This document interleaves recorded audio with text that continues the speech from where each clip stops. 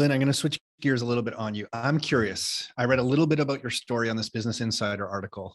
How do you get to the point where you are doing such amazing work with your analysis on equities, the macro analysis that you do?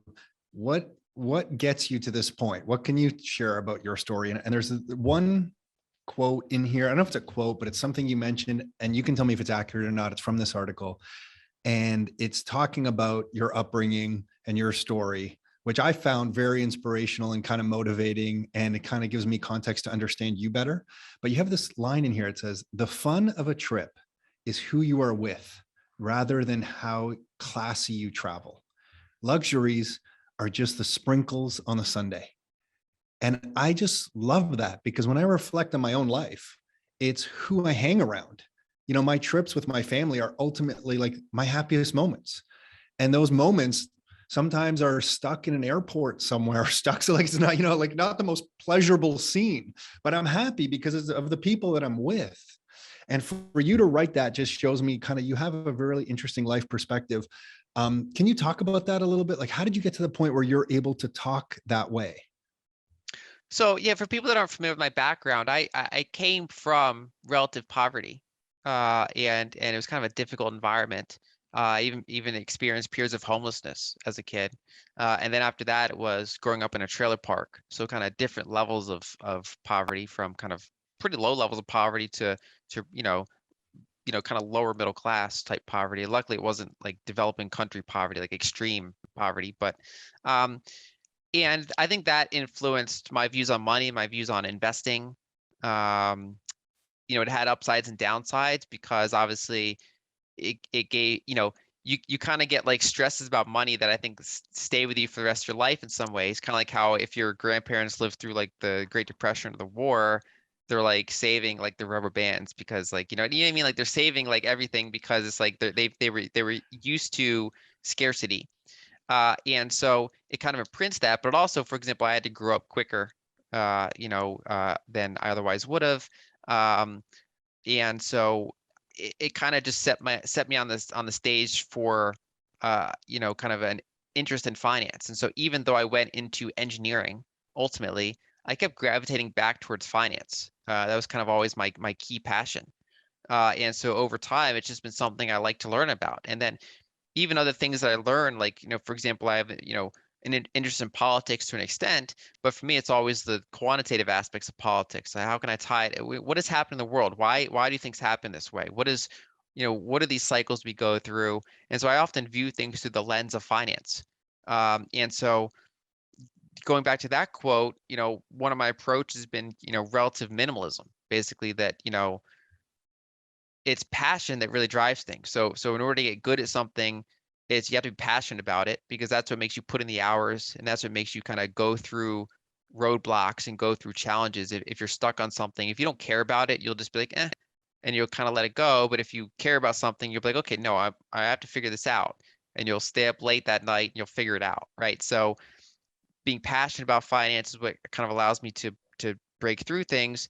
And also, when I talk about, say, building wealth or kind of building, just resources, it's not just about spending less or making more. It's also just about realizing that part of what makes life enjoyable is the experiences. So the being passionate state of flow when you're working on something, or spending time with family and friends. And so my whole approach is basically like, own utility and rent luxury. So have kind of a low baseline that's easy to manage financially.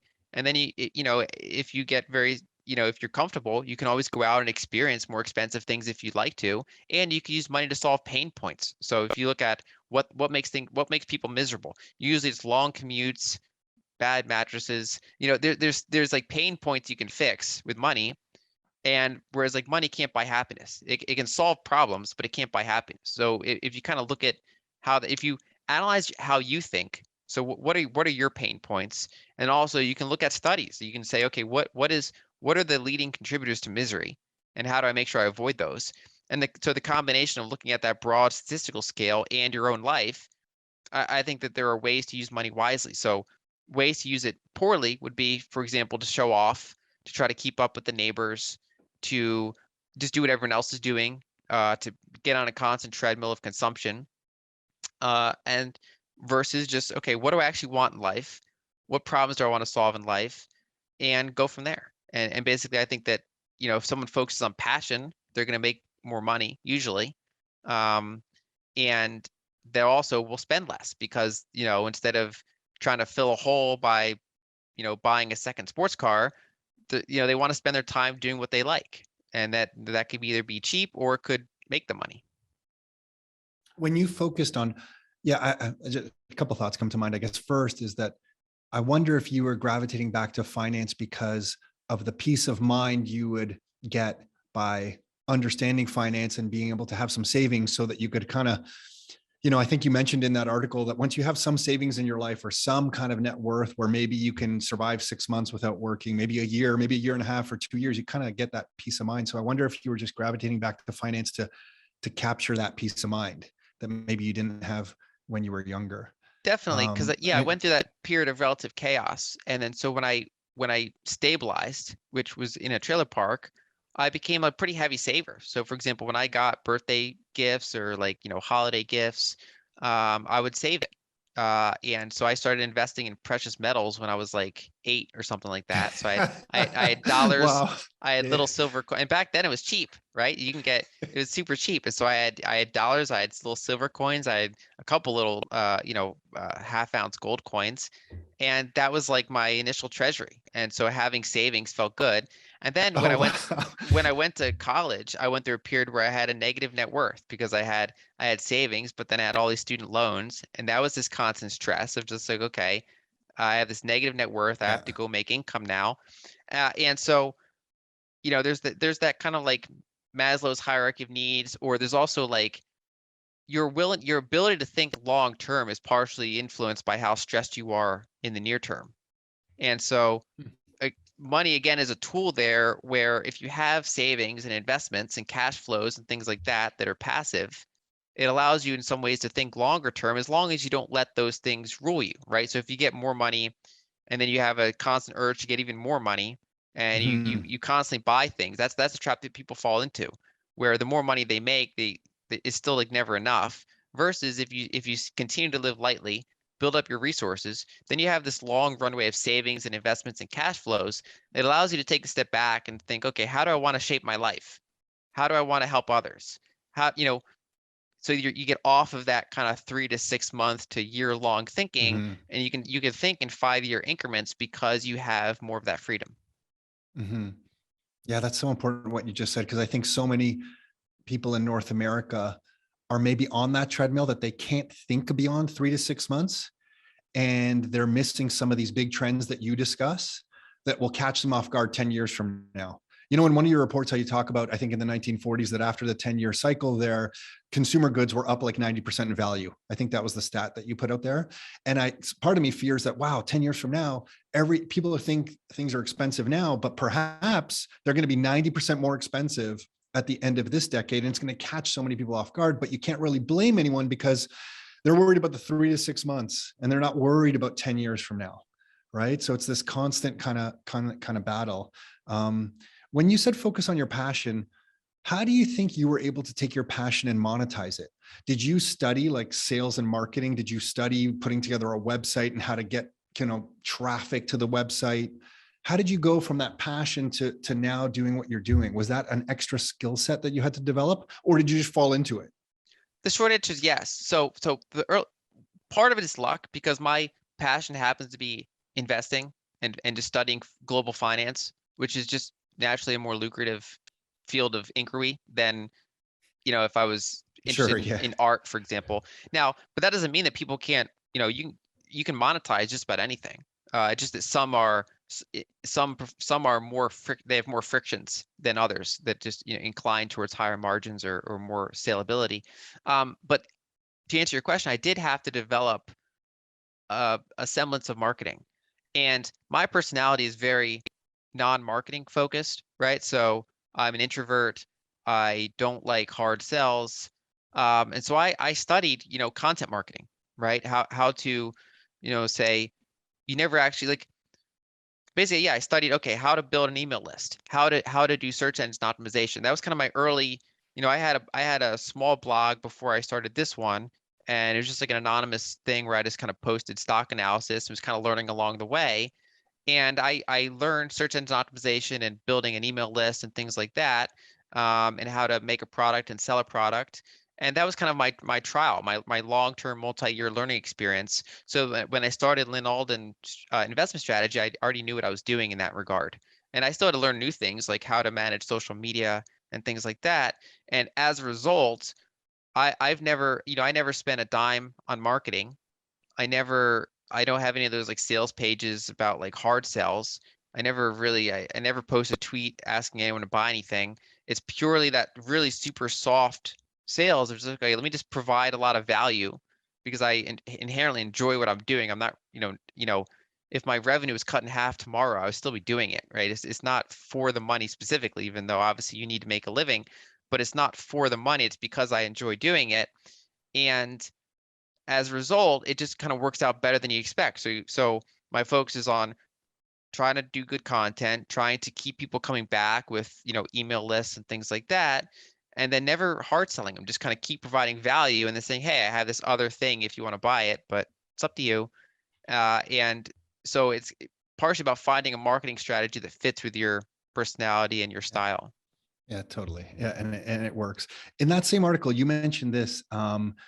It says you have to get all of your financial house in order, not just a part of it. Do you remember that part of that article? Can you talk about that point? I remember it roughly. Basically, so there's saving. Well, there's one is making a high enough income because that's one of the hardest parts is that people just don't make enough income over their basic needs to save a difference. So one is figuring out how to make more money or enough money to have both your lifestyle met and savings. That's one. And then two, controlling the expense side. And then three is investing. And a lot of people figure out one or two of those, whereas wealth creation happens when you get all three right. And I use the example of my father, where he totally nailed the first two, where he made enough money, he was very responsible with his expenses.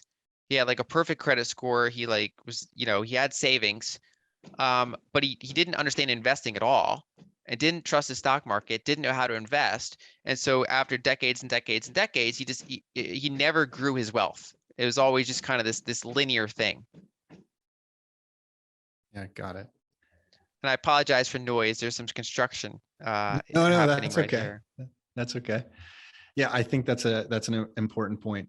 What I wanted to ask you is for anyone listening to this who maybe they're thinking about, they have a rental property, they have some money in the stock market, but they don't really pay attention to how they should position themselves or invest for the next 10 years. What would be like the simplest piece of advice? Would it be getting more education?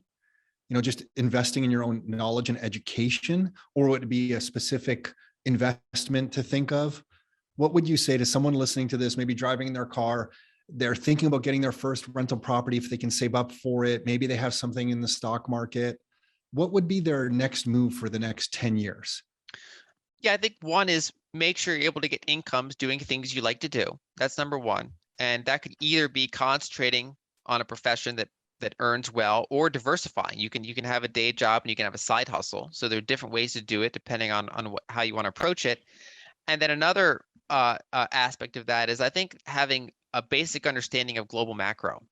And that sounds intimidating, but for example, I try to put it in plain English, and that's been part of why the website's been successful. Is I try to take complex subjects and just kind of teach it like I would at a high school level, and I learn along the way doing that. And it's funny because I even get like institutional investment managers that say I like your article because it's in plain Yeah. English. Like It makes sense. Yeah. yeah. Yeah.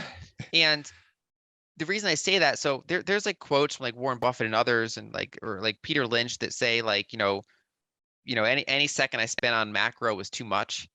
But that's often because they were in this like this period of Mm-hmm. kind of one, American exceptionalism, and two, structurally lower and lower and lower interest rates. So assets Forever. just keep Yeah. going up, and you're like, well, why would I care about macros? Stocks go up. Real estate goes up. Everything goes up. So as long as you stick to a couple developed markets, things just go up all the time. Why would you spend Yeah. any time on global macro? And the catch there, and I think part of what caught people off guard these past couple years, aside from obvious kind of like extreme events, is that they just weren't students of history. And I do think that, both financially, socially, politically, it's important to be a student of history to a degree, right? So not everyone has time to be, one of the same, an expert in history. But I think global macro and history are in some ways kind of the same thing. And so that's why even if you're not super into finance, it's worth understanding. So I think it's worth every person understanding the long-term debt cycle, credit cycles, kind of what money is shifting. What is a global reserve? Like, when sovereign countries have foreign reserves, what does that mean? I think those things are worth knowing because these are things that underpin what we consider money and how markets work and how, geopolitics work and how domestic politics work. It's all interlinked, and how kind of social movements change and how they can be periods of extremes on the right or the left. And so it all ties together. And so one of my pieces of advice would be to understand, at least on the basic level, global macro, because I think we're in a decade where global macro matters.